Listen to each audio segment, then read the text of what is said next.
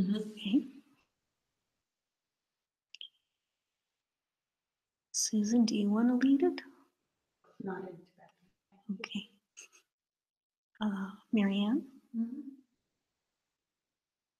Sashi Puki Jukshin Meto Tram Rirabin Shin Yinme Gimpadi Sangye Shindu Mikte Wargi Drokun Amdak Shinga Chupasho Virangu Ratnam Andalakam Nilyatayam.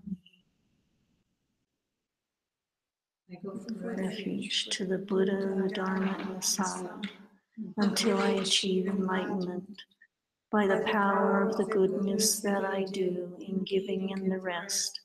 May I reach Buddhahood for the sake of every living being.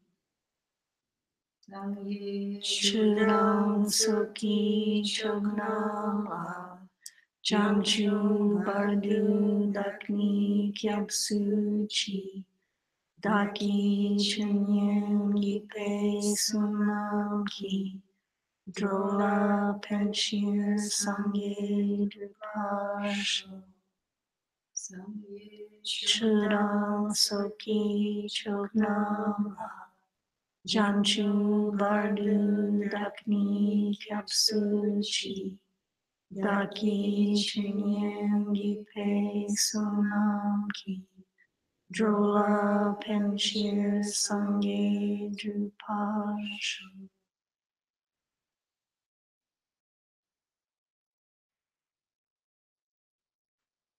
Okay, so welcome back, everybody. We've been going over the perfections in Shantideva's Bodhisattva way of life. Last class, we finished with the perfection of patience on how not to get angry. So I want to take maybe 5 minutes and do a meditation from the last class. And that meditation was to choose a contemplation from the reading that seemed to best address a need in your own Dharma practice. So those contemplations were, what harm can words really do us? What to do if someone tries to hurt the teaching or the teacher? On not being able to bear the happiness of others? 16 was taking joy in the misfortunes of those you dislike. 17, how those we dislike help us in our practice. 18, serve living beings as you do the enlightened ones. And 19, to serve living beings is to please the enlightened ones. So you may have been doing meditations daily since our last class. So just pick one of these or several of them. See how it reminds you of what we did and think about it for the next 5 minutes. Okay. And you can start by taking some deep breaths, watching your breath, relaxing into being here, and then bring up the subject that you will meditate on. Okay.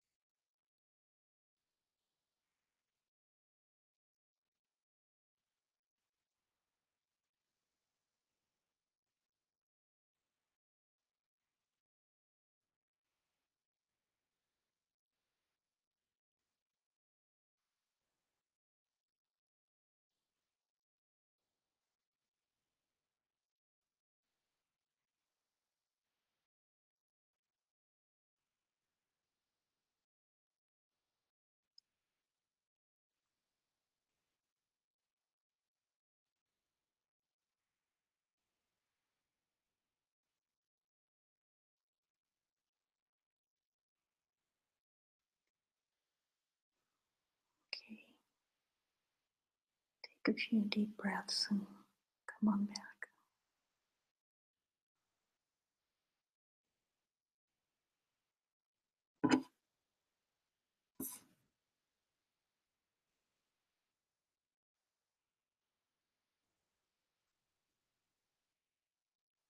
So let's do a little bit of a review.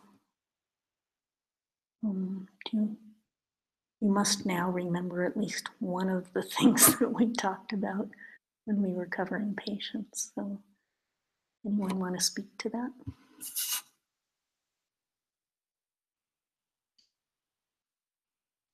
So, patient, it's not getting angry when you usually get angry. And Master Shantideva points out that there's not any sense in getting angry or upset against someone. So patience is not getting angry, right? And Master Shantideva points out that there's no sense in getting upset, ever.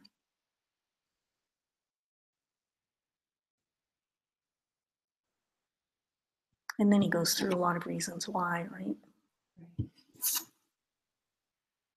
It helped me when he also said that when somebody is angry, to have compassion for them, that they don't know what they're doing and they can't control it. So for us to get upset with them isn't a good view. It's best to try and come from a compassionate stance instead of getting angry yourself to begin with, but even to view it as they don't understand. Yeah. So when I listened to the class, I realized the microphone wasn't picking up anything you guys were saying. It might if you move a little closer, I don't know, but so I should repeat, right? So Master Shantideva says, and it helped you a lot, that we should have compassion for the people who are getting angry because they're out of control. You know, they're at the mercy of their own mental afflictions. Was there more? No. That's good enough. I just didn't think about that in that way, so it was helpful. Yeah. And I think another part of that is that they are ignorant of the fact that what they're doing is going to bring them a lot of suffering in the future too, you know, because not so many people have heard these teachings and they don't recognize that cycle of suffering that they're in. You know, they get angry, someone gets angry with them, they get angry, and it keeps going round and round. Mm-hmm. Yeah. And it is important to understand that if your enemy is in suffering and he tried to do something and he can't do it, and if you're happy about it, what it gives to you?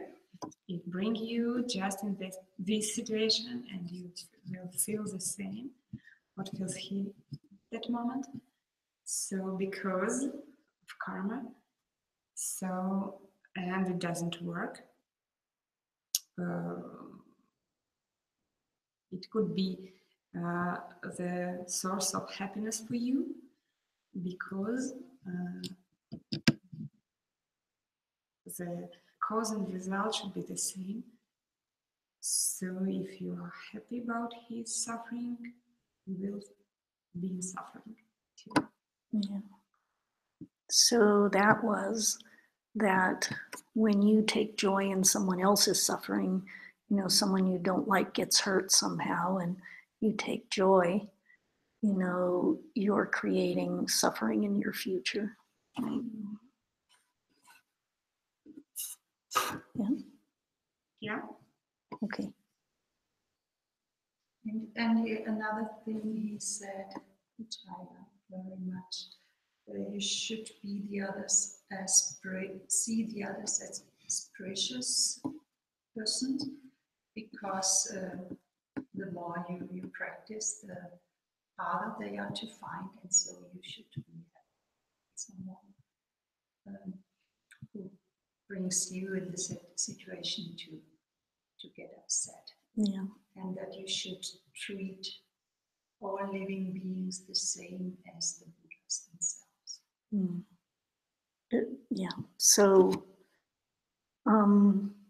as you practice more and more, there will be fewer people to get angry with you, right? So they are incredibly precious because they're helping you practice. They're helping you change your emotions and your negativities, right? And they even said that, like, if you reach any goals, they should get at least half the credit, because without them, you wouldn't have gotten there, right? And in the end, they talk about the field of all human beings, that's the field in which you practice, and it's incredibly precious.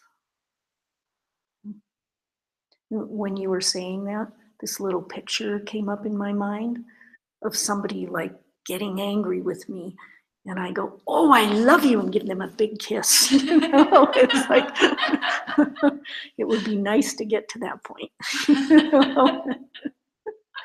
Yeah. So then what do we do about our anger? So if we come to understand those things, and what do we do to keep that anger from welling up inside us and for us to get out of control? Because for most of us, it's like instantaneous, and your heart seizes, and then what do you do? Or what do you do previous to that? Right? And someone pointed out that I probably left something out when I taught this. So what do we do? Be joyful. Be joyful. Practice joy in every moment, and then it will be harder for that mental affliction to arise, right? And they say that, it happens so quickly, this arising.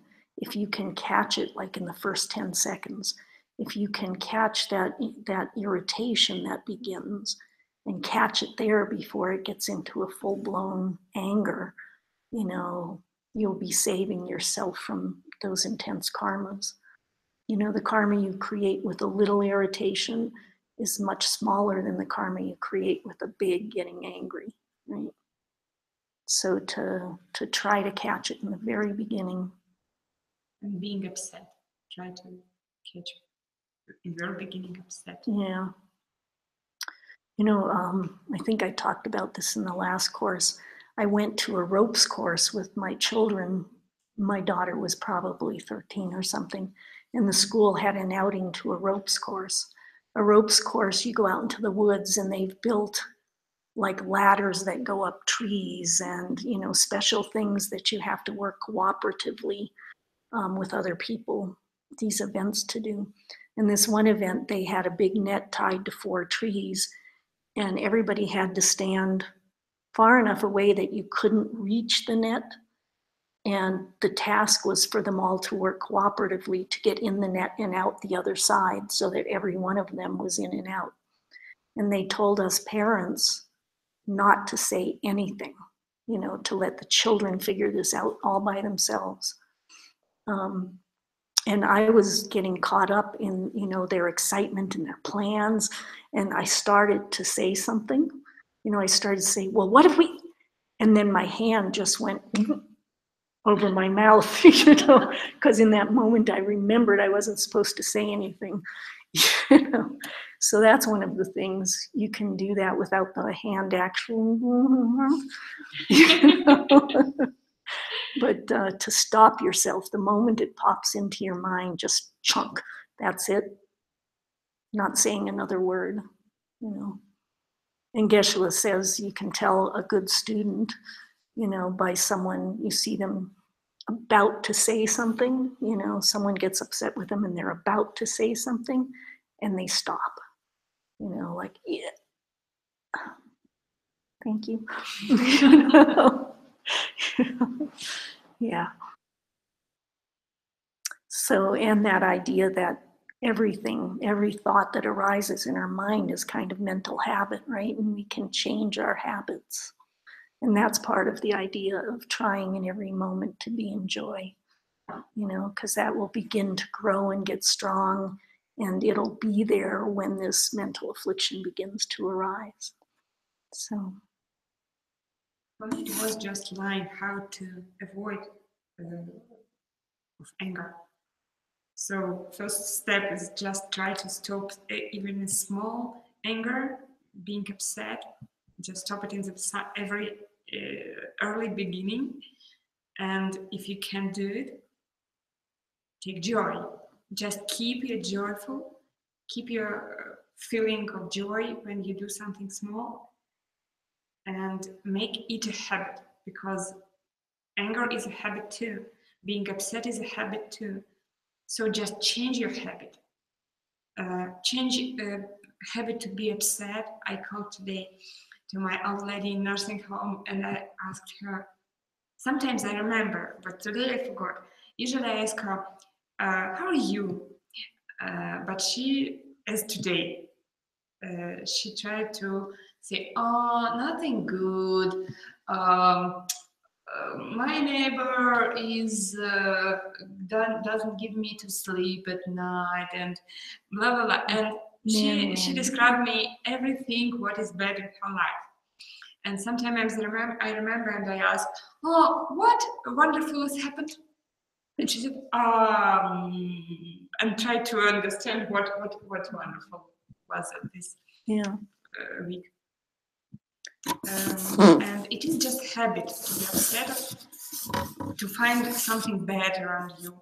And for her, she is very good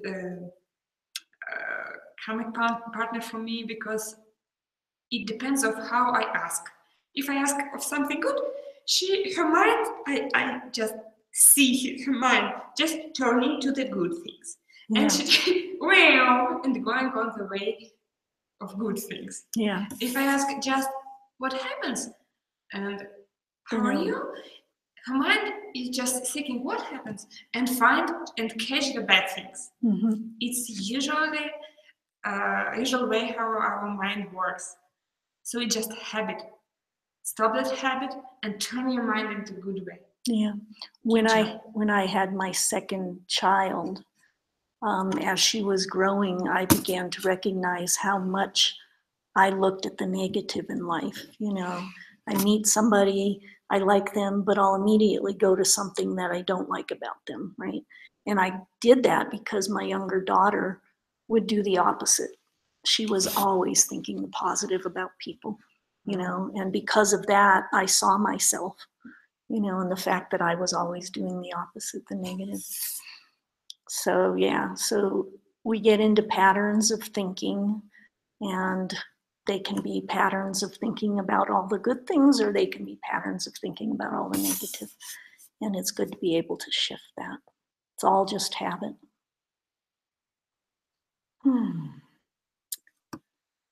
So we're going to move on to the perfection of effort. And Geshe translates it as joyful effort, right? So the opening lines of this chapter are, without wind, nothing flickers. Right?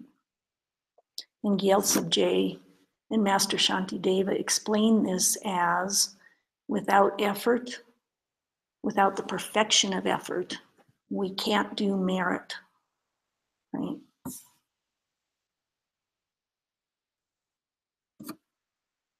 So in order to develop an angel's body, in order to make a shift into Buddhahood, we have to gain merit. When you become a Buddha, they no longer talk about karma, they'll talk about the collections of wisdom and merit. So what is it that impels us? What is it that gives us the effort to be able to collect that merit, and they say that that's joyful effort. So in order to reach the omniscience of a Buddha, the enlightened mind of a Buddha, we have to collect a whole bunch of merit.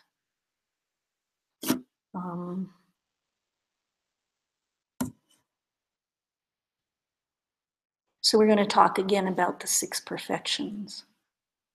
Anybody here remember the 6 perfections? Any of the 6 perfections?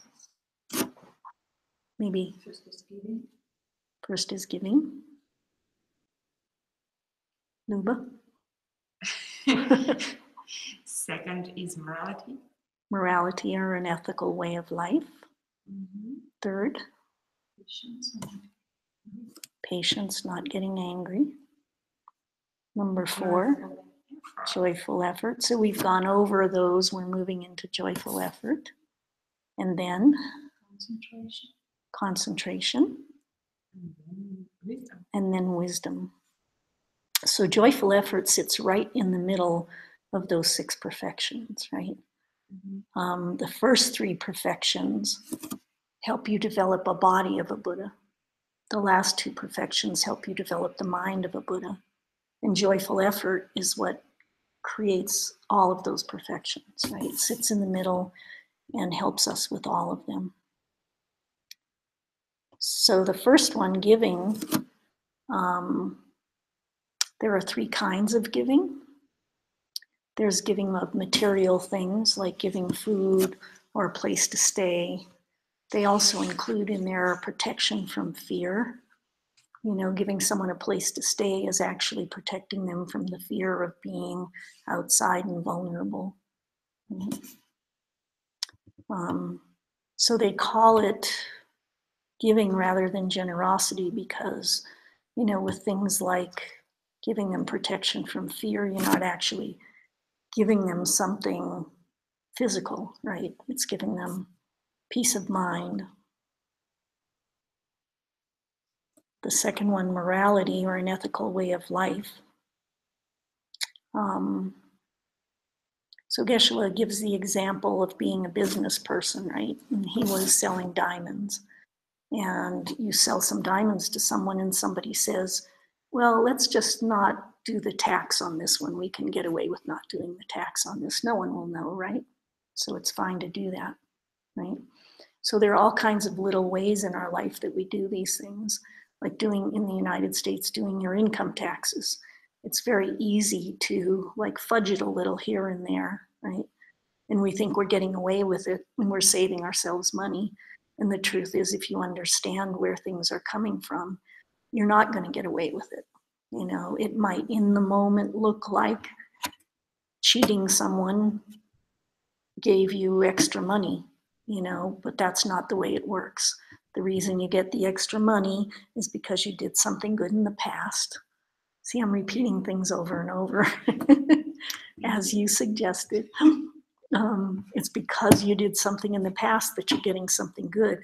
It just looks like doing a bad thing is giving you the good thing, but in truth, doing that bad thing is going to create a lot of problems in your future. You know, it will come back to you karmically. So doing anything that's dishonest or immoral, you know, doesn't help you in the end, in the long run. The third one, patience, that art of not getting angry, we've been talking about quite a bit, right? Then joyful effort, they define as feeling good about doing good things, right? Bringing joy into that practice of doing good things for everyone. And then concentration or wisdom is our practices of meditation, becoming single-pointed. And then the study of Dharma brings us wisdom, and the meditation practice also brings us wisdom, right? All of the realizations that we get through that practice of meditation. So then if we go back to that opening line, without the wind, the fire never flickers. It means that without the perfection of effort, you can't do any kind of merit. It sits in that central position, and it is the catalyst for doing them all. If you can bring joy into your practices, then you're going to do it more often. You're going to do it sincerely. I find that doing good things after a while, it just becomes really joyful, you know. So it goes both ways. Your joyful effort helps those first 3 perfections and the last 2 perfections. It's needed for both of them. So the body of a Buddha, what is the body of a Buddha? Anybody? It's the paradise body. The paradise body. And the emanation. And the emanation bodies. So the paradise body is a body of light, right? We talked the other day about, like, if you were a creator God who could do anything, why would you create a body like this? When I think of a body of light, it's a body that doesn't have to eat, it doesn't poop, it doesn't have to breathe. There are so many things that we have to work in order to take care of in this body. A body of light isn't like that,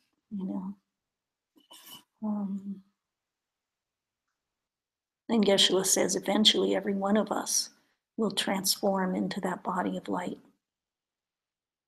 They also say we've been trying for eons, Hopefully we won't have eons to go. If you've been introduced to these teachings, chances are you don't have that much longer to go. He calls it innately defective, these bodies of ours. They will fall apart. They will, if they're not in perfect balance, we get these colds and we suffer. It's so common to have a cold and you suffer, or you'll get kidney disease, or you'll develop cancer. They're innately defective. It's so easy to harm them. I remember falling just a short distance from a ladder, and man, it hurt. I didn't know it would hurt so much, but it really hurt. Right? And then we get older, and the eyesight goes, and it's harder to get up when you've been sitting in meditation or just sitting on the couch, your hearing starts to go, everything begins to deteriorate. Not much fun. But if you can develop that body of light, that angel's body, imagine what that would be like. They say it's perfect bliss all the time, right? No organs, no eating, no pooping, no shaving, just pure light. So then the Nirmanakaya body is that they say that a moment after enlightenment, right, you begin emanating bodies. And these bodies, it happens spontaneously. You don't have to think, oh, so-and-so down in Kansas, they could use my help. I think I will go there and help them. You don't have to think, I'm going to head for Russia and help Luba. It just happens spontaneously. Any place in the world where anything is needed, this body shows up.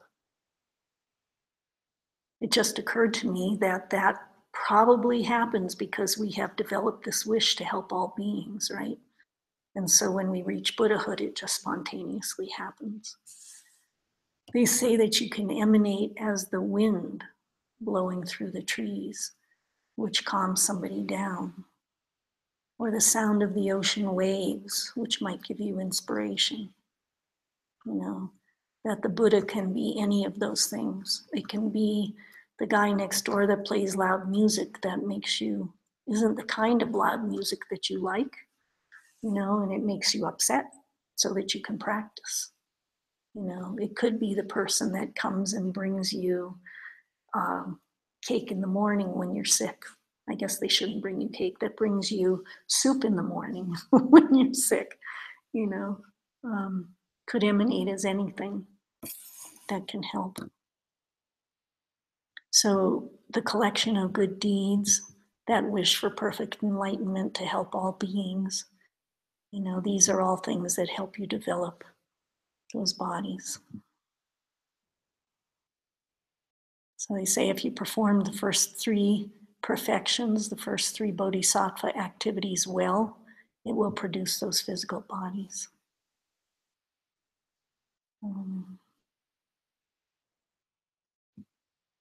And the mind of the Buddha is created by the last 2 perfections. By the perfections of concentration, of being able to sit on your cushion and focus your mind develop single-pointed concentration, and then to look at your mind, and to explore the dimensions of the mind. And then the wisdom that comes from doing that, and the wisdom that comes from study.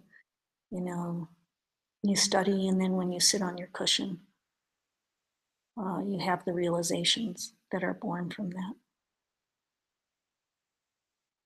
So the perfection of effort, without it, why would you sit on your cushion? Why would you do giving? Why would you lead an ethical way of life?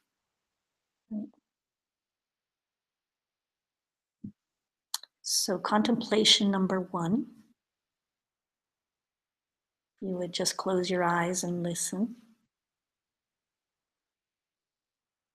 Once you have practiced patience, begin your practice of effort. For enlightenment lies in making these kinds of effort. Without a breeze, they never flicker. And just so, in the absence of effort, merit can never occur.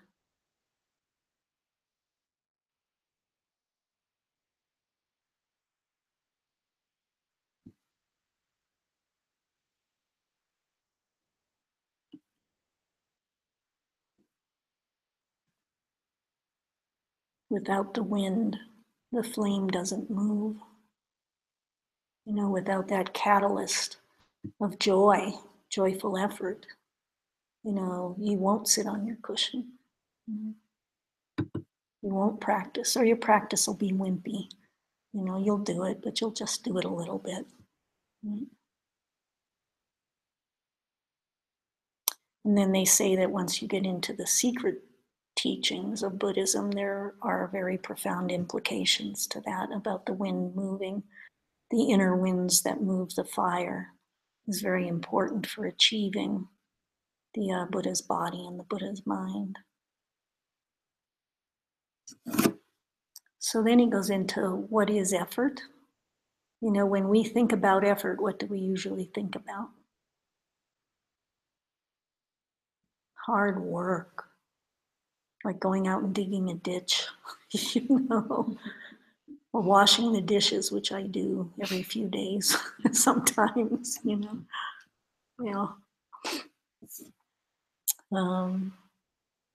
But that's not what this is. That's not what they're talking about here. So contemplation 2, this is a very short one. What is effort? It is joy in doing good.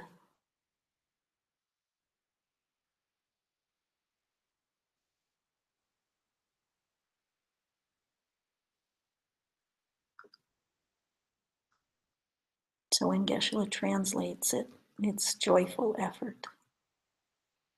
When he says it's to feel real delight, real enjoyment, and real pleasure in doing good things, that you should be attracted to doing beautiful deeds, attracted to thinking good thoughts, to doing Dharma activities, to meditating, to doing retreats.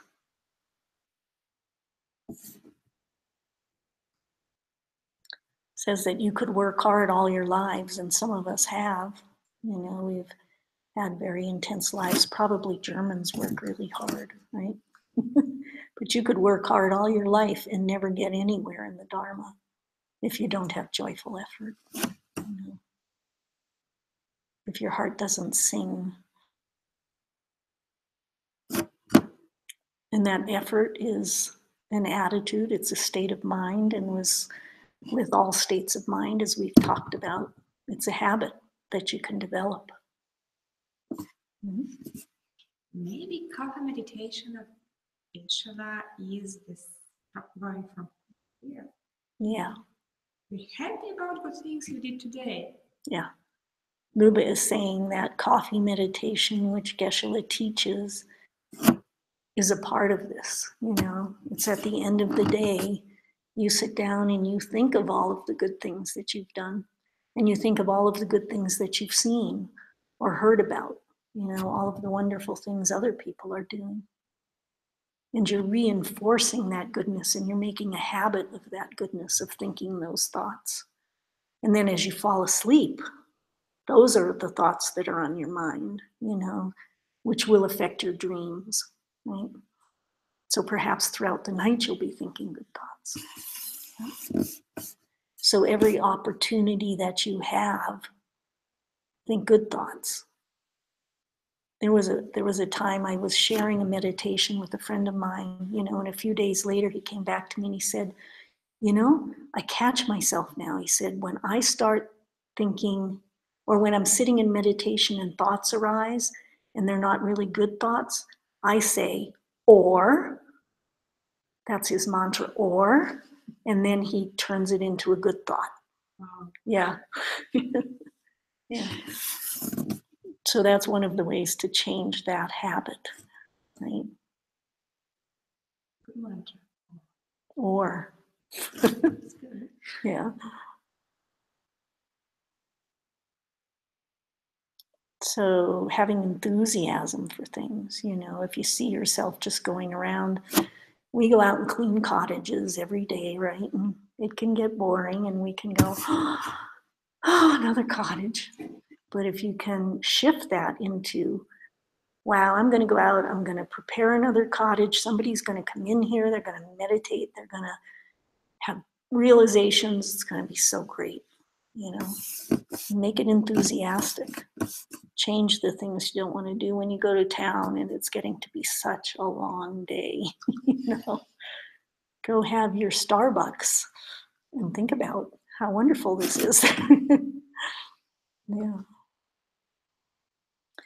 So Geshe says, people will go to do their practices and it'll be, really, do I have to meditate for half an hour? Can I just do 15 minutes? He says, wow, it's such a privilege to have these teachings. And it's such a privilege to have the half hour to do this, And that's the way you should think about it. What an opportunity you have here, So he says in the monasteries, if you're caught doing something bad, right? You've got monk's vows, so there are bad things that you do. He said, like going to the movies. You go to a movie and you get caught. He said they'll have punishments, right? You'll have to stand in front of everybody, all the thousands of monks doing prayers with a sign like, I went to the movies, or something like that. Or they'll make you do 1,000 prostrations, something like that. And then he said one day the disciplinarian of the monastery gave a talk and he said, this should not be considered a punishment. You should be so happy to do 100,000 prostrations, to have your mind focused in that way and to be doing this holy thing. You should not consider this a punishment. I suppose if they made going to the movie the punishment, people would be happy to be punished. I don't know. So you should get excited about doing any of these things. And if you're a good bodhisattva, there wouldn't be anything you enjoy more than doing something good for somebody else,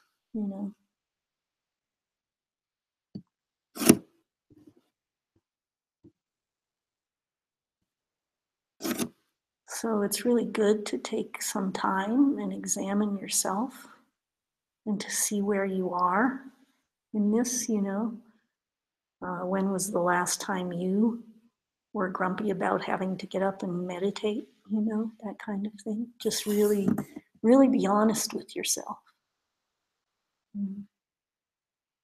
It's nobody else's concern. You need to be honest with yourself. How do you feel about these things? Do you have enough joy in doing good things for people? Do you have any hesitation when you go to do your morning prayers? I used to, still do sometimes. But like when they would do those really long prayers or sadhanas, and you have to repeat 100 different names of Tara, my mind would just be, really, I have to do this? Yeah. So I've changed over time and come to really enjoy them. And they say it's really a serious problem. You know, if you don't have joy, you'll never get there. You'll never get to the ultimate happinesses, you know.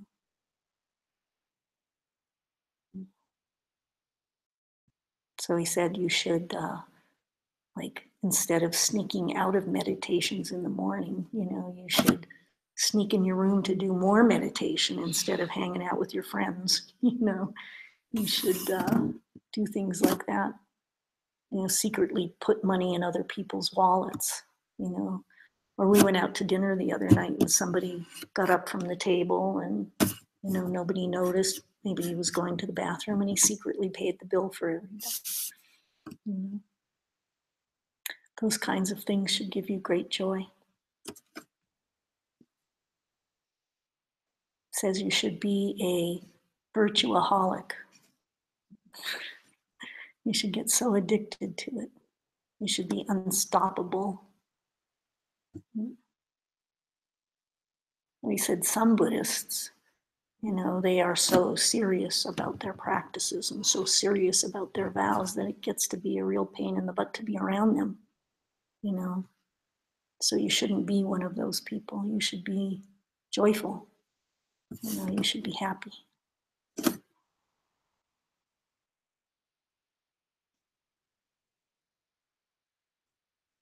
Contemplation 3. What stops effort?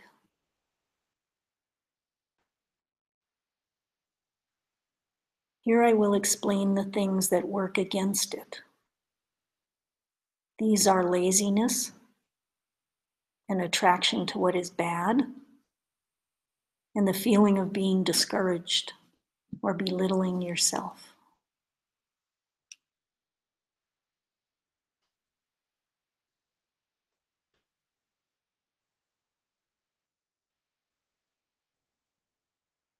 So he's listing here what some of the enemies of joyful effort are.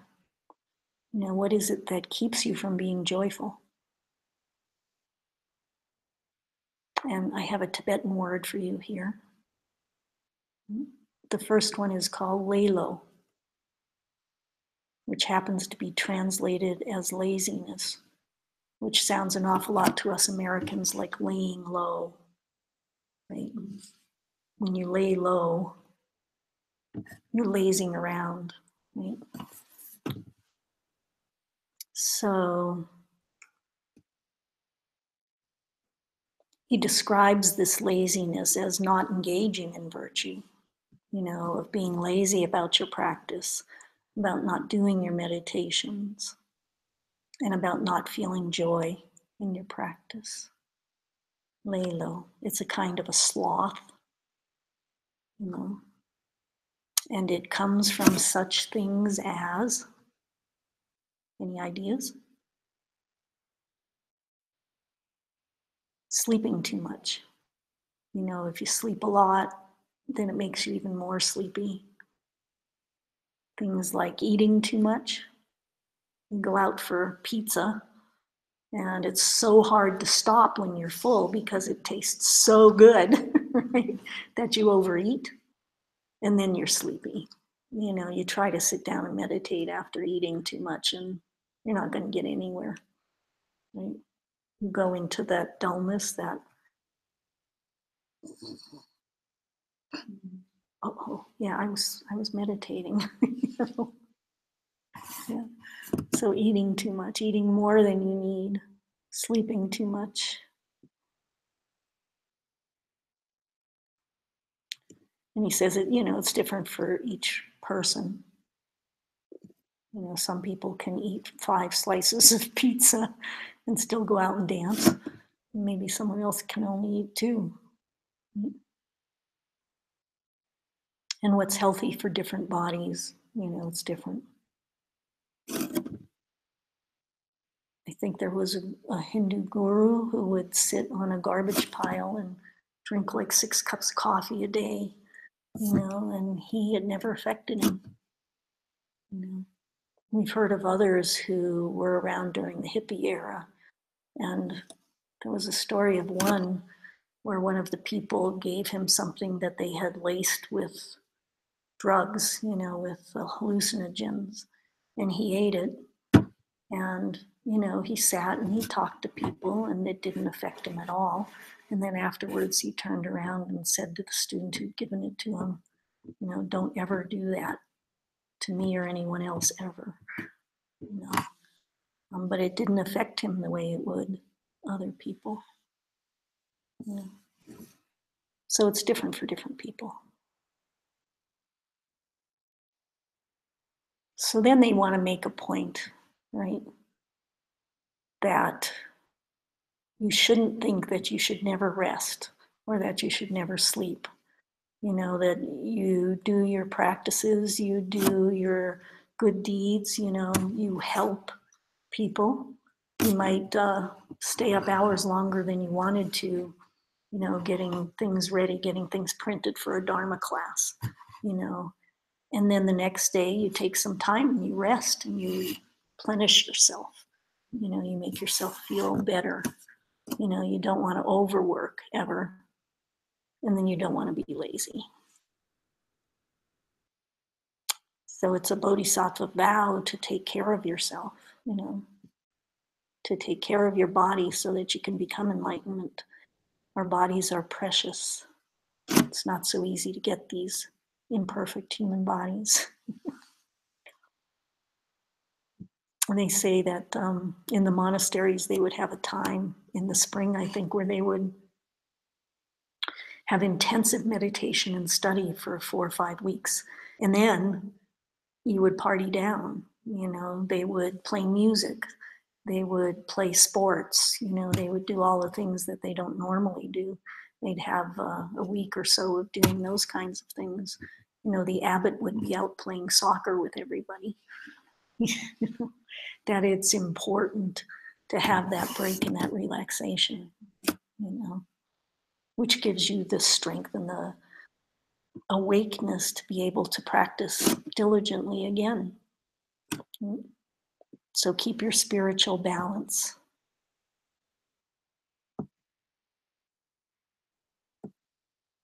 Okay, so that was number 1, lay low.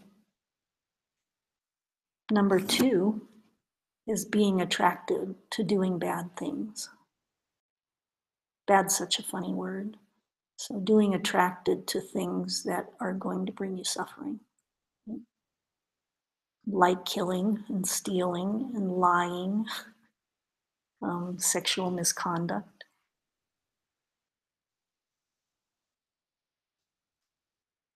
Harsh words. Idle talk. Craving. All of those things. Ill will. Wrong view. There's probably nobody here who's attracted to killing people, or to, stealing $1 million from a corporation or something. But maybe we still tell little lies. Maybe that's there. Maybe we think just a little cheating's okay. Maybe I can get away with this and it's okay.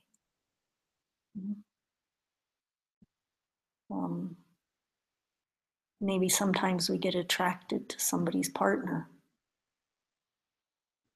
Maybe it's a little difficult not to act upon that. Sexual misconduct, I thought about that, and we all know sexual misconduct can be like raping someone or something like that, right? But what about a husband who really wants to have some sex and his wife is having a headache that night, Like, does he get a little pushy about it?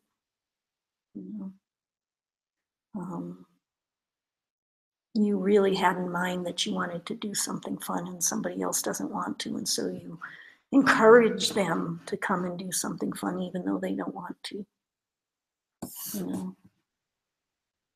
Those little kinds of misconduct. But then they also go into things like Facebook and WeChat and You know, you can get so addicted to those things. I mean, I can sit down at Facebook and I think I'm going to do this for 5 minutes, you know, just check on my kids. And an hour later, I'm still scrolling through looking at things, right? You can get really addicted to those kinds of things. And that works against your joyful effort to do your practice. You know, it's not like there's anything inherently wrong with it.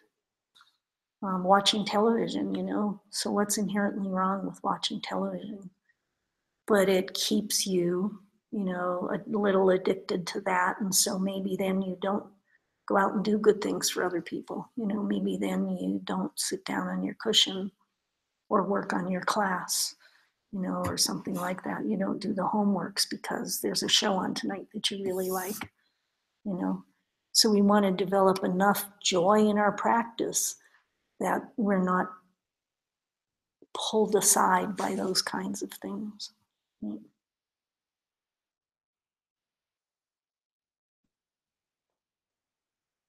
they say the word guilty doesn't exist in Tibetan because, I mean, they don't get that concept of feeling guilty, you know. You just shift if you catch yourself, you know. If you've done something, you just shift. You know, you don't need to feel guilty about it. So any of us could die at any moment, you know. We don't really know when that's going to happen. You know, we could get hit by a car. One of the people in the last course that I taught, she had a cousin who was like 20, 21, and they went into town. He and his girlfriend got out of the car. He was driving, and a car came around the corner and smashed into him and killed him. You know, you never know when something like that's going to happen. And then when I was looking into all of this many years ago and keeping it in my consciousness, I read in the paper one day that a man was killed sleeping in his bed at night because a huge several-ton chunk of frozen sewage fell out of an airplane and came down and smashed his house and smashed him in his bed. You know, I mean, who ever thought that they might die that way? You know, would you have known? It could happen to us now, you know, a meteor or one of those satellites could fall out of the sky and kill us at any moment. We don't know. So maybe we should practice, you know. Maybe we should have joy in our minds so that when we die, I mean, maybe you believe in God and you're going to go to heaven or hell, you know. It could happen any minute. You know, you should be doing those things that are going to create the joy in the heaven. You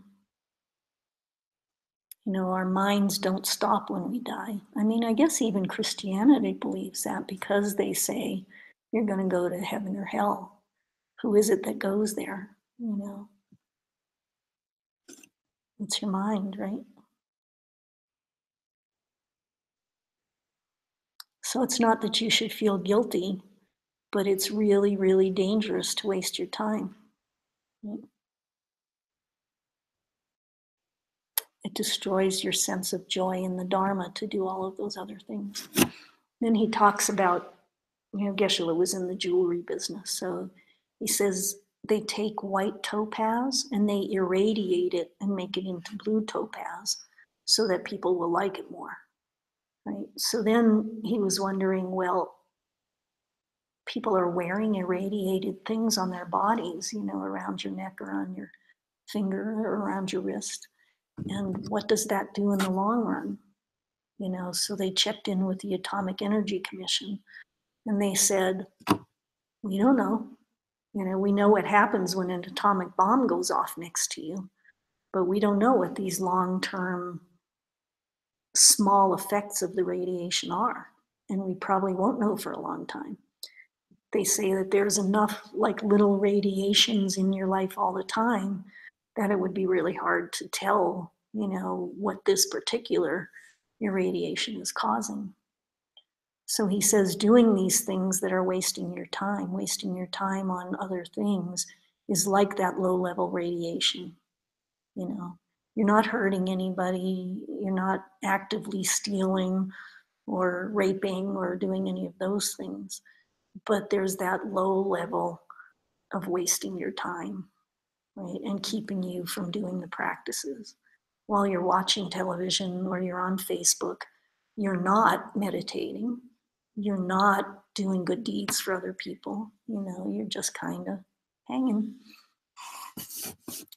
So that low level is dangerous, you know, it can get bigger and bigger, and you could die tomorrow.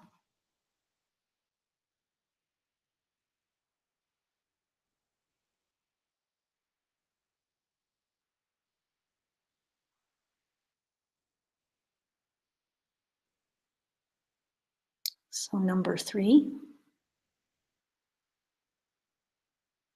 is discouragement.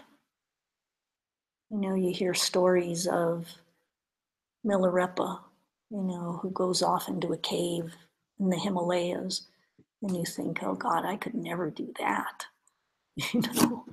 Or you hear stories of someone who's willing to give an eye to someone who needs it, you know. I never understood that, because if you just pull your eye out of the socket, it's going to be no good to anybody, you know.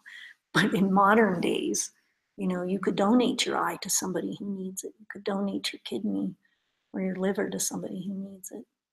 And some of us would have a hard time doing that, you know. So maybe you think, I could never get to a place where I could meditate for 5 hours in a row, you know. I could never, I sit down and my mind is so crazy, you know, I could never get to a place where it's still. He said those kinds of thoughts are really negative and will really stop you, right? Stop you from getting anywhere. And they're not true, you know, and that gets back to that whole idea of it being habit. You know, the mind is pliable, malleable. Do you guys of foreign countries understand that word? You can change it, you know, you could, it's like taking clay, you can shape it into different forms, right? The mind is like that. So all we have to do are create the habits and we'll get there. You know, you start off with small things. You try to sit for 5 minutes, you know, add a minute every day or add a minute every week, you know, just work with it and you'll get there. And it's amazing when that balance shifts, you know, like you're struggling, the mental afflictions are up here and your effort is down here and you struggle. And when you get to where it tips that balance, it starts to become easy and it starts to become joyful, and you can make great progress then. So just start in your own small way, make it a habit.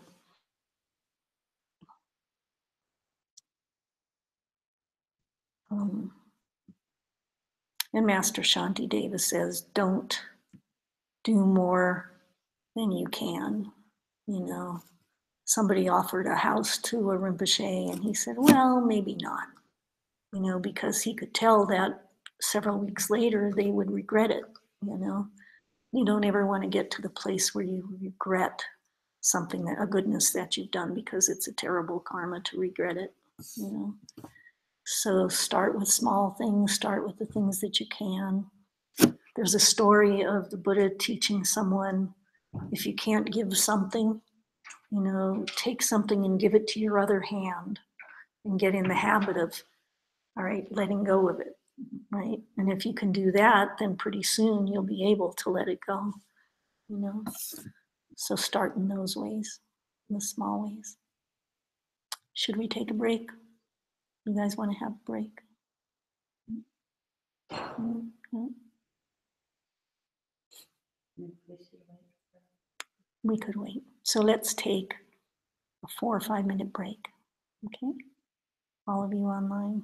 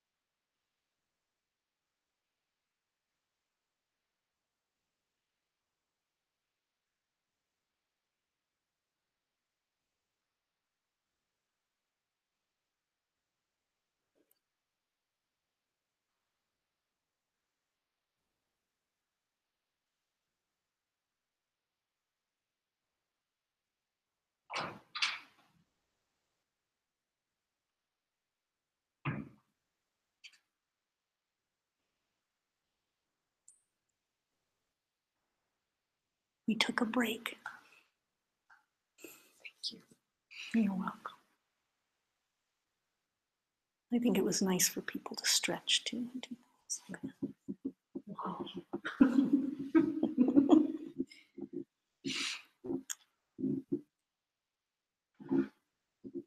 So there will be days when you'll get discouraged. You know,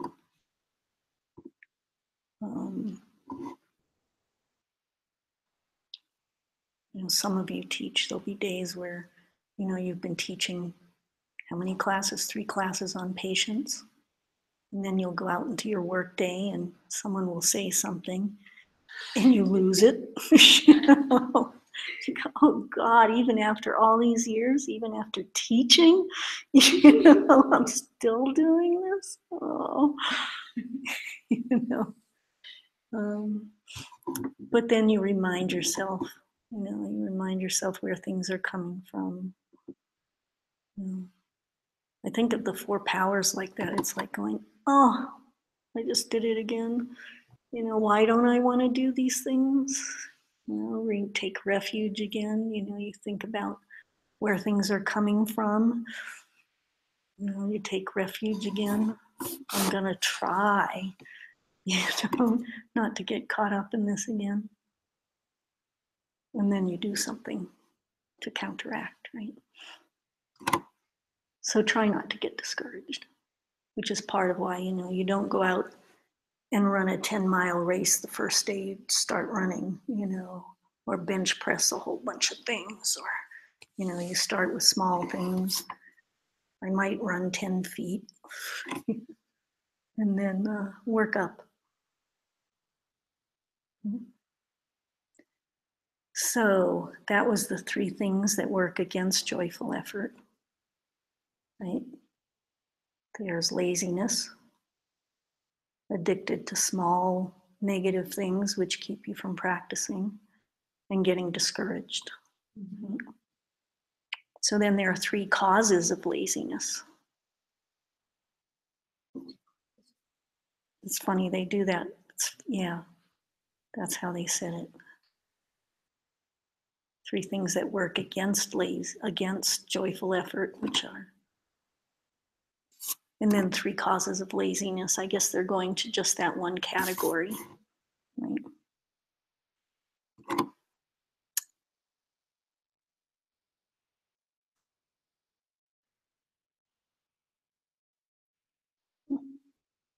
Number 1 is attraction to the enjoyment of indulging in worldly pleasures.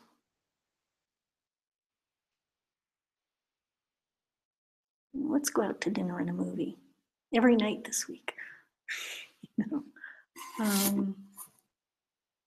And it will subtly destroy your practice over the long term, right? You had planned on sitting in meditation this morning, and then a friend calls up and says, well, let's go out for breakfast, you know, or let's go, you know, there's a party tonight. I know you were going to go to that retreat, right, or that teaching, but, you know, let's go to this party instead. You know? So that attraction to things like that, to the worldly pleasures, right, causes you to be lazy in your practice. It steals your enthusiasm for your practice.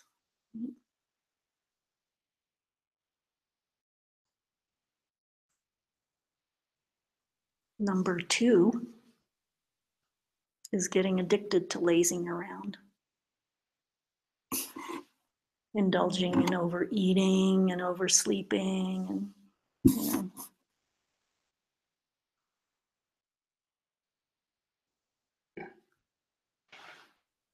And number 3 is not getting fed up with cyclic existence, right? It's like, I don't know, by the time I was 30, I was getting really tired of things in my life repeating themselves over and over, negative things. You know, if you go through your life and you never get tired of the suffering, you know, you never recognize it and you never get tired of it, then you're going to be lazy in your practice.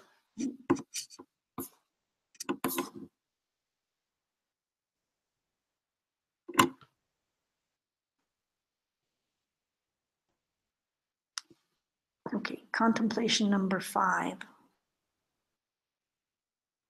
This one is like, why do we need joyful effort? And this one's called Lambs to the Slaughter.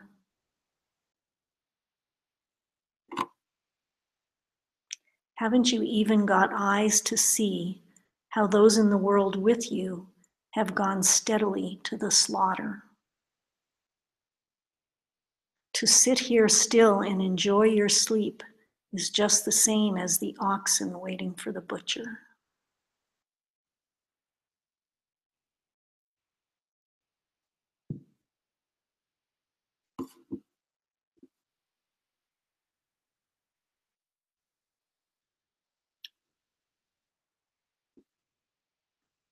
So this one again is like, we're all gonna die, right? We're all gonna get old. We're all gonna lose our eyesight and our hearing and end up dying at some point, you know? It's inevitable, it happens. Some of these arguments didn't do much for me in the beginning, but, you know, because I know we're all gonna die, I still had no idea that it was possible not to, or to reach this place of enlightenment, you know? Geshe tells the story of being in retreat, and he came out of retreat and was driving somewhere, and he passed I forget what they call them, feedlots, I think, where they bring cows, and there's like hundreds of cows, and they're all getting fed. And there's a slaughterhouse right there, and every day they take cows into the slaughterhouse. And he said that they hook them in their groin and they hang them upside down and slit their throats, and they bleed out in a particular way, you know. And all these cows are standing outside and they're munching away at the food, you know. They have no idea what's going to happen to them in the next, you know, few days. And that's a metaphor for our lives here, right? That we are inevitably going to die and we don't know when it is, and our lives are suffering, and we are in a sleep about that. We don't think about it. You know, most of us don't know that there's anything that we can do about it. But it's going to happen. You know, all the suffering, we get happiness for a short period of time, and then it inevitably goes away. We go out for a wonderful dinner, it's really good. You know, next morning we're hungry again, you know. You have sex, you have a wonderful orgasm, and then you want more, you know, because it goes away. So we're moving closer and closer to death. Don't know when it's going to come, so don't wait until it's too late. You know, do something about it. Start doing something now. When you are about to die, you know, your body goes through collapsing on itself. You know, your mind, you can't control your mind. You begin to hallucinate. You become terrified often. You totally lose control. So if you think you're going to be able at that moment to go into a deep state of meditation when you haven't practiced at all, you know, you're fooling yourself. You're lying to yourself. You know, they teach people this practice of POA. When I lived at a Dharma center for a while, their teacher came and we all learned this practice of POA. I haven't practiced it much since. You know, to think that you're going to be able on your deathbed to practice any of these things is just crazy. You know, if you want to be able to control your mind at the moment of your death, you've got to practice now. You've got to strengthen your mind and get it to a place where you can do that. You know, I thought about this a lot, and you know, if I say you don't have, when I start getting upset about something, I can distract myself. When I get cut or hurt, I distract myself and do something so I don't think about that, right? At the moment of your death, when this body starts to dissolve, there's no distraction. Anything that's in your mind, anything that's in your mind stream could arise. And you think about, I mean, many of us have had dreams or will have dreams that are very violent. You know, these images just begin to arise in your mind. There's no controlling them. There's no like reality other than all of these random thoughts arising in your mind. And you have to practice now to be able to have any control over any of that. And they say that the thoughts that are on your mind at the moment of your death are a main part of the projecting karma that creates the next life. So if that's true, you want those thoughts to be pretty nice thoughts. You know, you don't want to be in terror at that moment.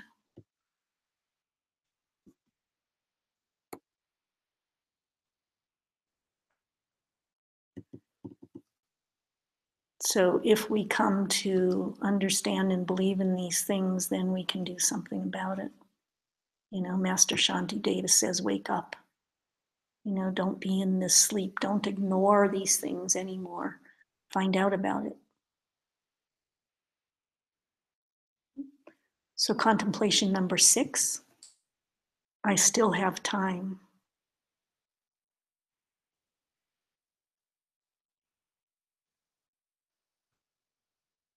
Death is coming to take you, moving at an incredible speed.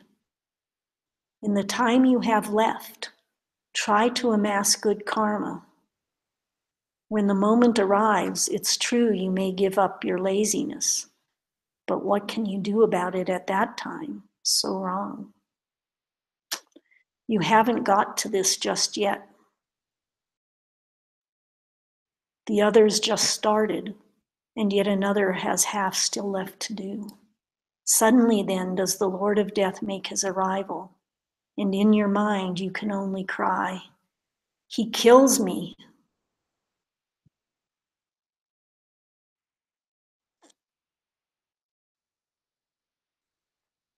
So we all go out about our lives as though we've got a lot of time left, you know. I have plans for the next few days or next few weeks. I know I'm going to go on a vacation, you know, maybe next year I'll start this project of doing something, you know. In businesses, we always have to kind of plan ahead. But we don't know, you know, we don't know if we're going to get there. We can make all the plans in the world and the Lord of Death comes one day, right? And all those plans, poof, you know, are gone.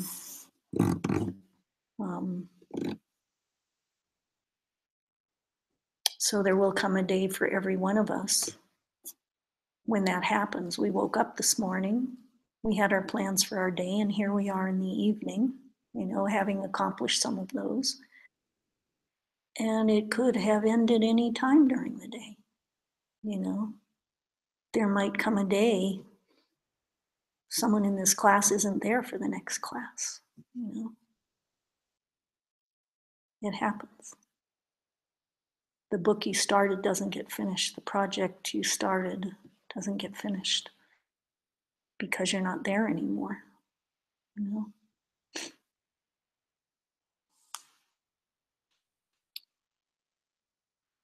So then Master Shantideva says, you know, what do you think you're going to do at the moment you die?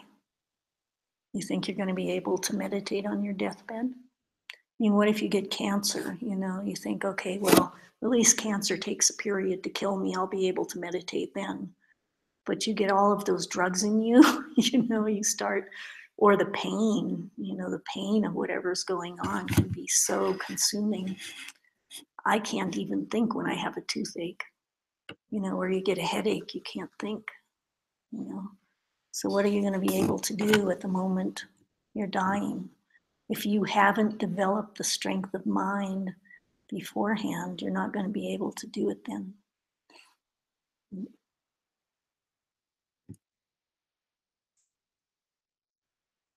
And even just getting older, you know, I forget things more than I ever have before. You know, for a lot of people, as they get older, they can't sit for long periods of time. You know, they've got hip problems or they've got knee problems or, you know, back problems. And try to sit when you're in that kind of pain. You know, try to meditate when you're in that kind of pain. And you can't concentrate anymore. Your mind isn't strong anymore. It's funny, this chapter on joyful effort has suddenly gotten very depressing. Contemplation number 7. What does it feel like to die?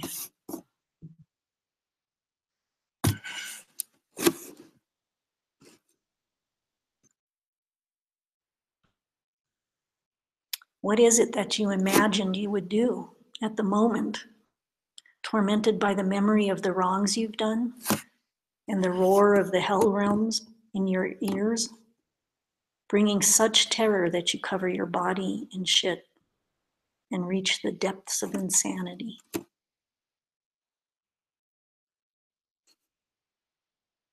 Sorry.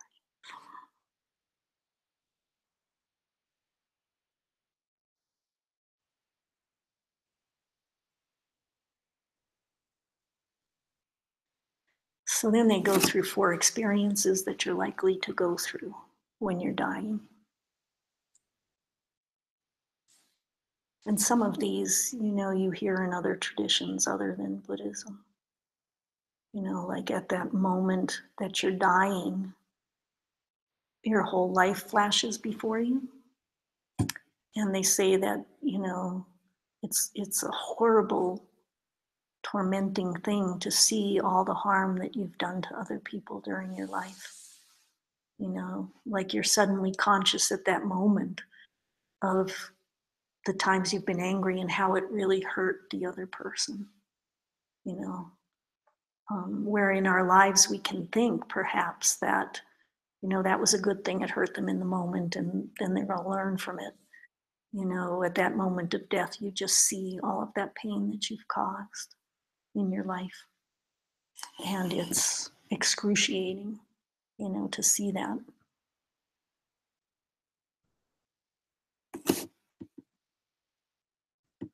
So that was number one. They say that you hear all of these terrible sounds. And Geshe says, perhaps it's because we've died so many times that it's kind of a memory that arises at that point in time of all the pain and suffering. They say you can hear people in the hell realms, you know. I mean, maybe you can just hear all of the people who are dying, who are so afraid to die, you know, because they don't know what's coming. Or in those moments where they see all of the terrible things that they've done in their life, how much they've hurt people, they're sure they're going to hell themselves. And so all of those images of what hell might have been. I mean, think about your mind, and anything can arise, right? So all of these images that you've been fed in your life. At one point I thought, you know, I haven't really known people in my life who've been raped or murdered, but I've heard it on television a lot or seen movies about it a lot, you know, so I have all those images in my mind stream, you know, and they're all going to arise. So you're hearing all of these terrible sounds of the hell realms, right? So Buddhism says that if you take refuge and if you do these practices, it closes the door to the hell realms. You begin to create the karmas that will keep you out of the hell realms, you know. You begin to do goodnesses, and those negative emotions go away. And especially if you get to the point of having that direct perception of emptiness, you can never go in those directions again, you know. It's over forever. So it's really important to study these things, to meditate well, you know. And that anyone in this room can get to those points, you know. Anyone in this room can have that direct perception of emptiness, right? And never go to the hell realms again. So number 3 of the things that happen to you when you're dying is that you defecate all over yourself. You know, things come out of the orifices of your body.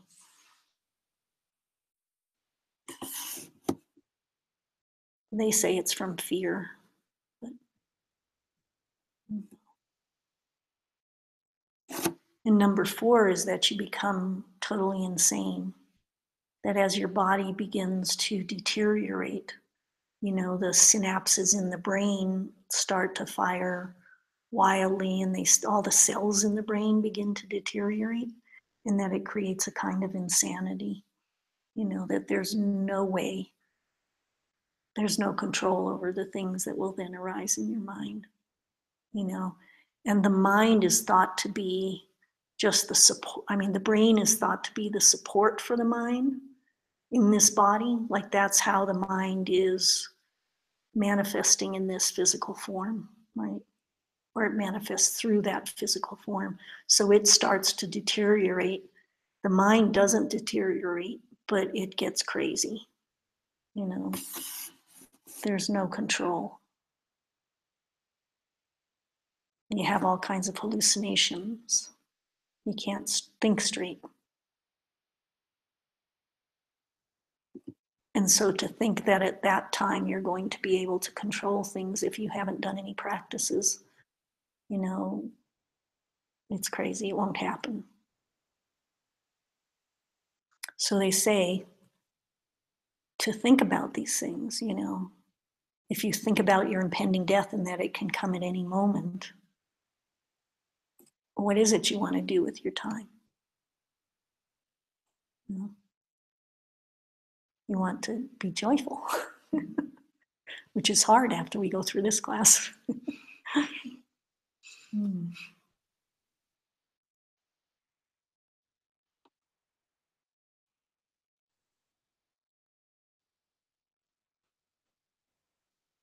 then he goes into, and it's happened to me in my life. I think I'm not afraid of death, No, I'm not afraid of death. And then something happens, He says, have someone come with you to the top of a high building and stand near the edge and let them nudge you and see what arises in your being, We can think we're not afraid of death, but when faced with it like that, this fear arises. I thought I wasn't afraid of death, and then one day I thought I felt a lump in my breast. And man, it was like, oh, oh no, not now. I'm not ready. He says you'll be begging not to die. And if you think you can then go into a deep state of meditation.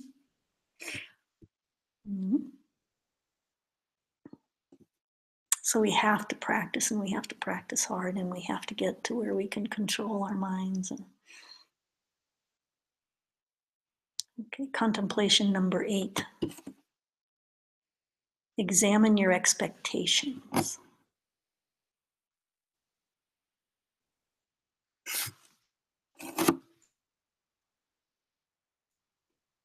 So you set your hopes on results, unwilling to make any effort.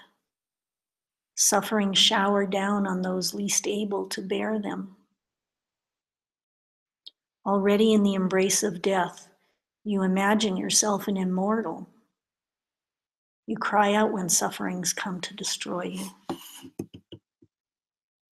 You must make use of this boat, the human life you have, to cross over the great river of suffering. The boat is hard to find again later. Do not sit then, ignorant one, at this moment, there asleep. You give up the highest kind of pleasure, the holy Dharma, infinite numbers of causes that bring you pleasure. Why is it you are attracted so much to being distracted by the causes of pain, to busyness and the like?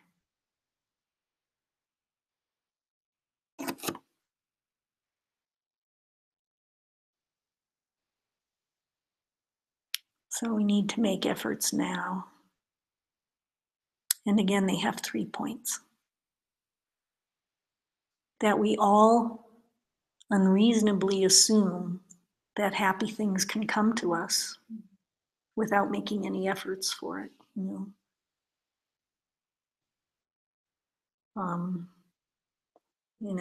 I hope I get money. I wish for the lottery often, I hope I get money or friends or a good life or something like that.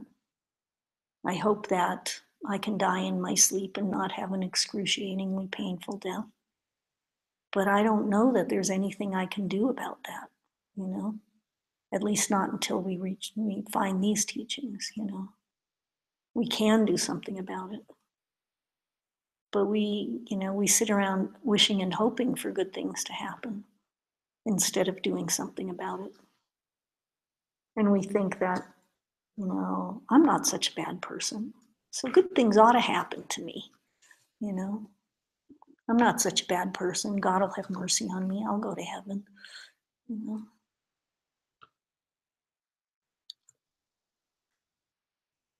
All those things will happen to other people who aren't as nice as I am,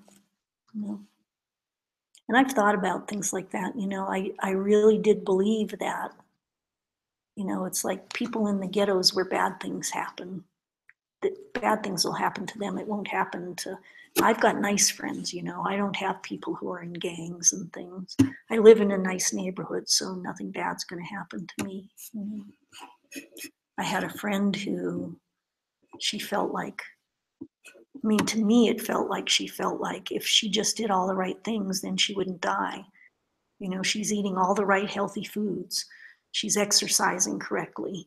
You know, she's got proper hygiene habits. You know, there was a woman who wrote a book about food combining and vegetarianism, and she developed cancer, you know, and died at 45 years old or something, you know.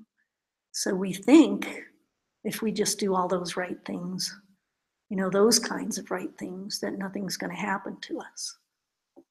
And it does, you know, it does. Because those aren't the right causes. Those aren't the things that keep you healthy and strong, you know. Helping other people be healthy, helping other people be strong. You know, those are the things that are going to help you maintain your health. I gave people rides like crazy when I first came here, and then my car broke and somebody gave me a car. You know, never happened before in my life. So we think that the reason our business is successful is because I made the right business decisions, you know. I invested in the right thing, that's why I have money, you know. But there were people, man, who invested in what appeared to be the right things, and everyone lost, you know.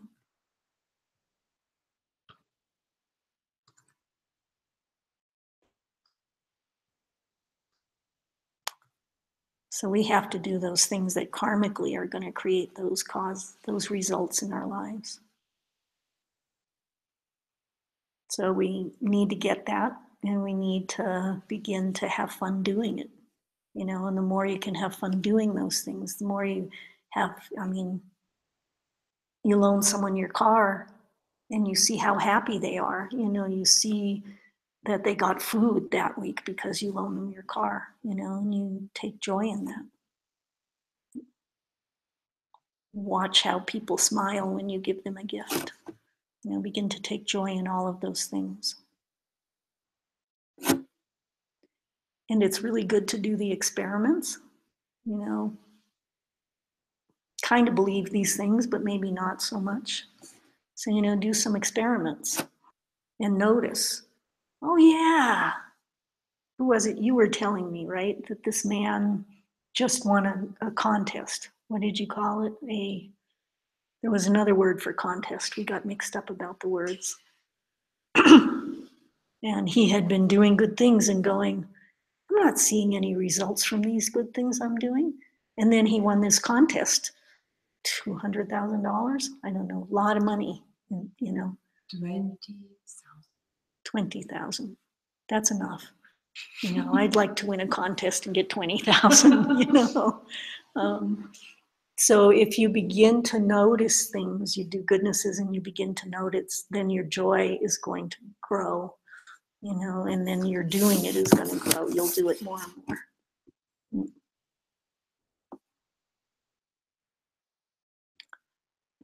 Right, so that was number one. Number two, you expect that you're going to live for a long time. You know, if you really think about it, you kind of go about your life expecting that it's going to keep going. You know, it's a funny thing getting to be, I'll be 67. You know, it's like, man, my father died at 63. You know, I've outlived him already. You know, maybe now I can't quite expect to live forever. You know? But then I also think, whoa, I could have another 30 years. You know, it's like, oh, what am I going to do for 30 years?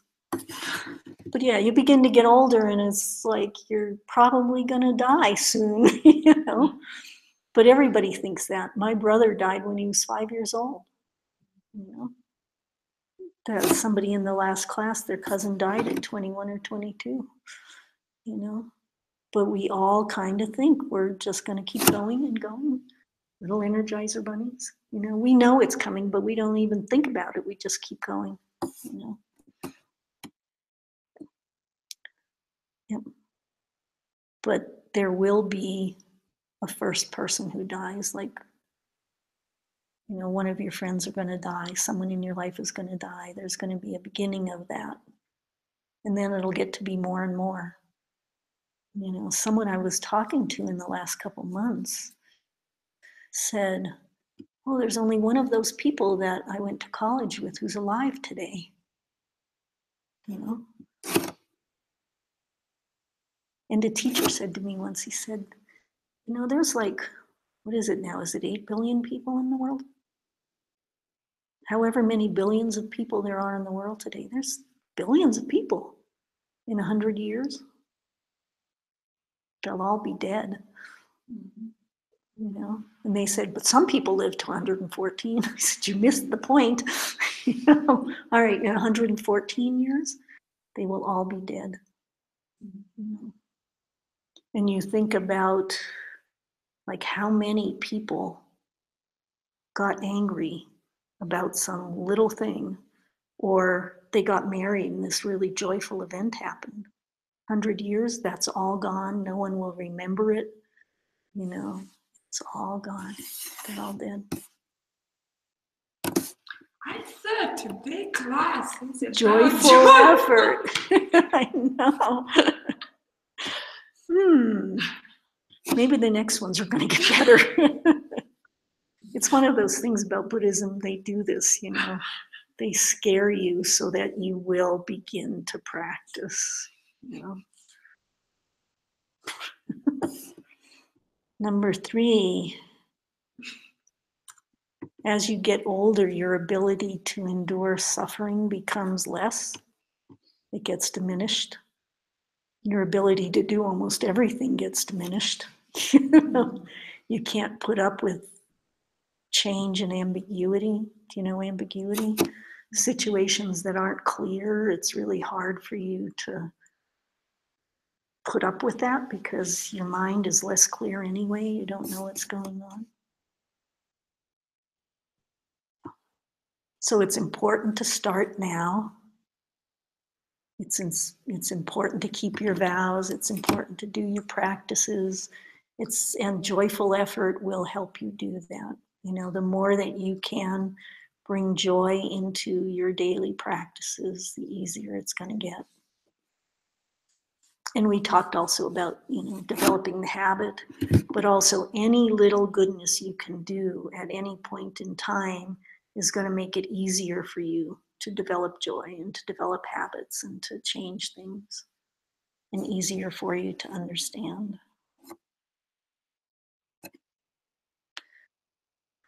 Three more things that you're attracted to which cause suffering.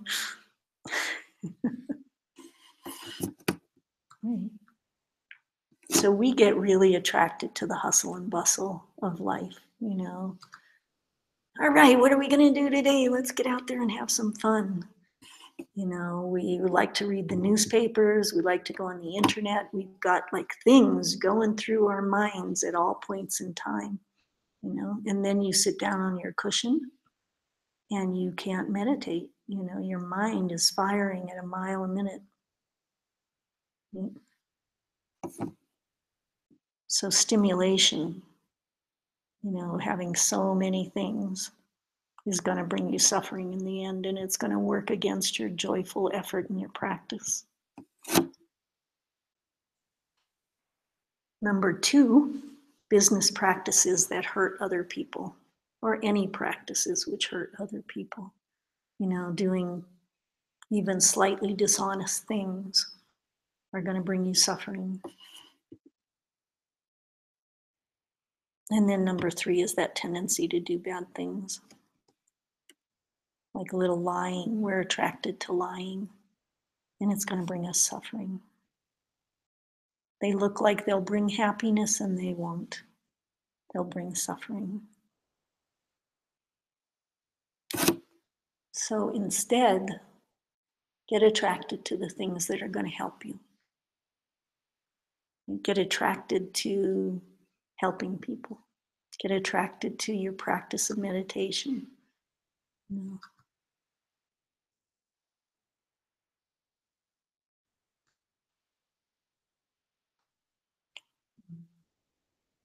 So that's the end of our talk on joyful effort for tonight.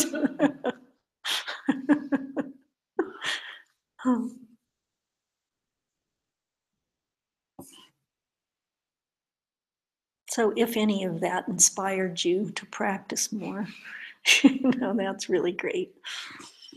We can be joyful about that. Yeah. Okay. So it was a little odd to me in the homework, the meditation for tonight was about looking at things, looking at where anger really comes from. And that seemed odd to me because we're not talking about anger anymore.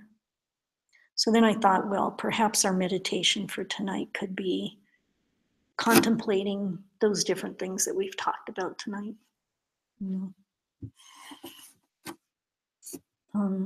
So you could choose either one if you choose to do your meditations. So the one that was at the end of the homework for this class said, an analytical meditation on the true source of where the things that make us angry really come from, and the arguments against other sources. So that seems like the meditation for that class on, are the things coming from God? Are the things random? You know, the Big Bang created this whole thing that's happening and it's all random.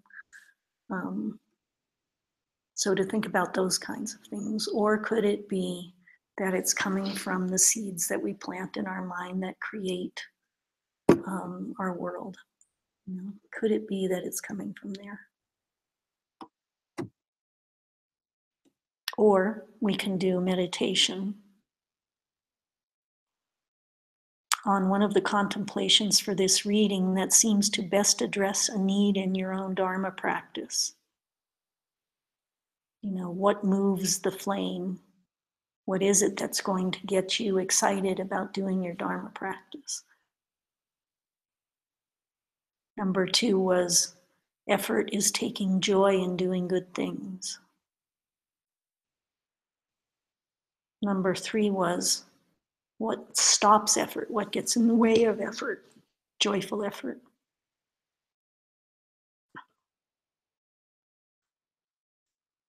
Number 4 was, what causes laziness?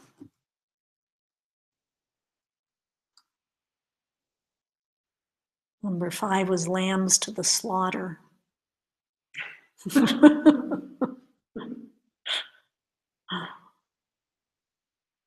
Number 6 was, I still have time. Number 7 was, what it feels like to die. And number 8 was, examine your expectations.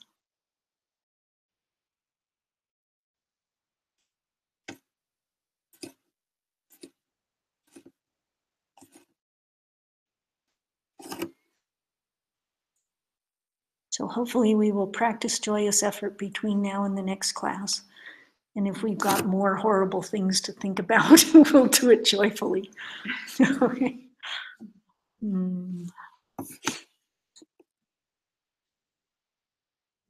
Is that class Good question. Maybe we should not have class on Thanksgiving. Okay, so Thursday we will skip class. So the next class will be next Sunday, which probably means that we have to then extend it even longer into December. Or maybe we'll talk about having it on a different day. I mean, would you like to have a class on Wednesday night?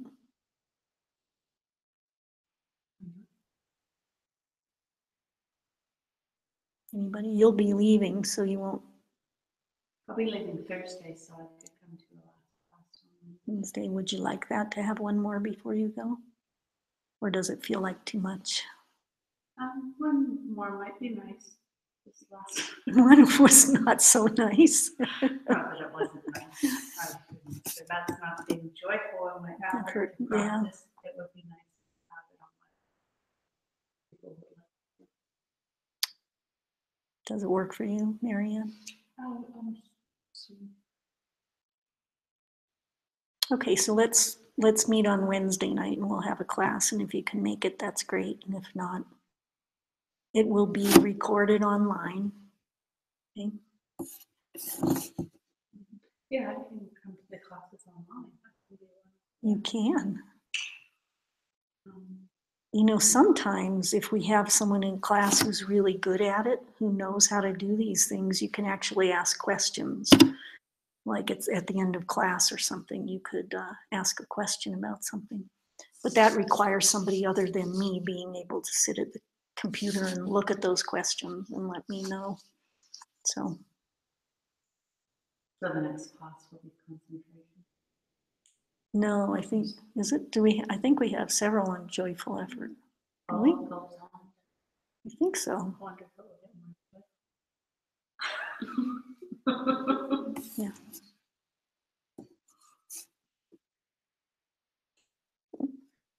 Okay.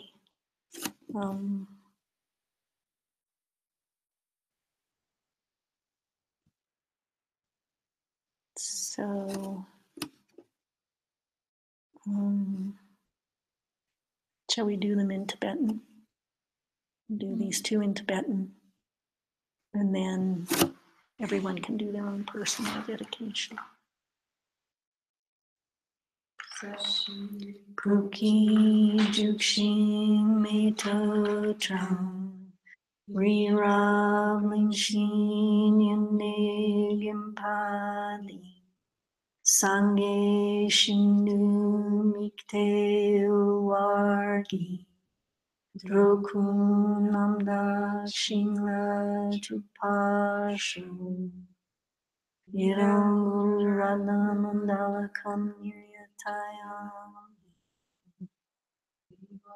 Dikeokun Sunam Yashe Zogzogshin Sunam Yashe Rejungwe Dampar Kuni Topashu. So we all did wonderful good karma tonight by listening to these things which made us think more about practicing. So let's dedicate that karma again to something personal in our lives that we would like to see change.